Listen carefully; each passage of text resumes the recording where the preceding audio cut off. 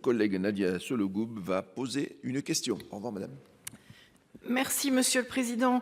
Monsieur le Ministre, je souhaite vous interroger sur l'avenir des campus connectés, qui sont un dispositif donc mis en œuvre à partir de 2019 et financé pour une période de 5 ans dans le cadre des investissements d'avenir PIA.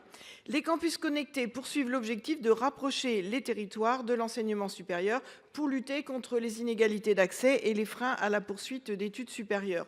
Mais comme vous le savez, on peut encore aller plus loin. À Nevers, dans la Nièvre, le campus connecté qui a fêté ses 5 ans en 2024 connaît des résultats absolument remarquables. Le taux de réussite pour 2023-2024 était de 83% par rapport aux étudiants qui se sont présentés aux examens, et nous avions 60 étudiants pour l'année universitaire 2024-2025. Alors je souhaite savoir si le gouvernement entend continuer à accompagner financièrement ce dispositif. Merci.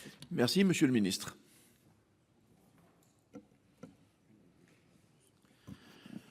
Oui, merci, Monsieur le Président, Madame la sénatrice.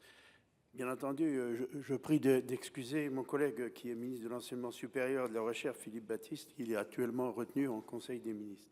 Le gouvernement est vraiment pleinement conscient de cette lutte contre la précarité étudiante. Le budget en faveur des étudiants a augmenté de 263 millions d'euros depuis 2017. Grâce à ces crédits, les bourses ont été majorées à la rentrée 2023. Des aides supplémentaires de 20 à 50 euros par mois sont accordées depuis 2025 aux étudiants qui n'ont pas accès à un restaurant universitaire proche. Les moyens des Crous également ont progressé de 50% en 6 ans. Ils demeurent la colonne vertébrale de nos politiques d'aide aux étudiants, comme le ministre l'a rappelé hier à l'occasion de la célébration des 70 ans du réseau. Entre 2018 et 2024, 35 000 logements sociaux étudiants sont sortis de terre.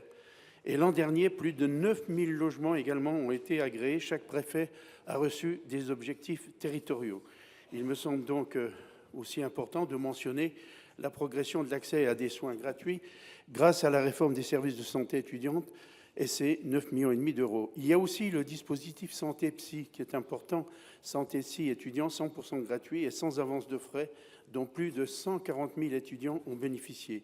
Et vous le savez, un projet est techniquement prêt pour réformer les bourses en permettant de supprimer les effets de seuil et de mieux cibler les étudiants les plus fragiles. Le contexte des finances publiques n'a pas permis de l'introduire en 2026.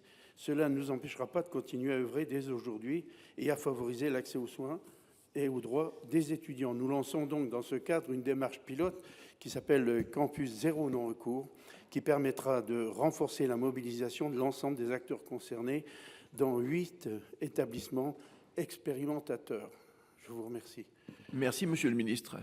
Chers collègues, pour 71 secondes.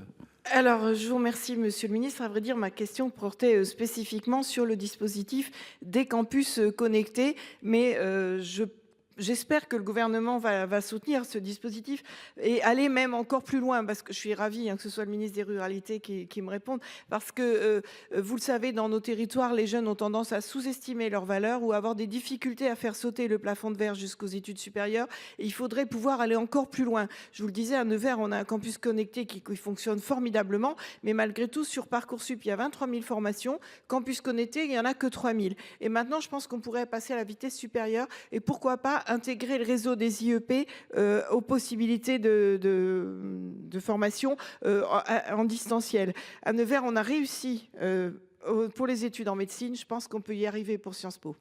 Merci.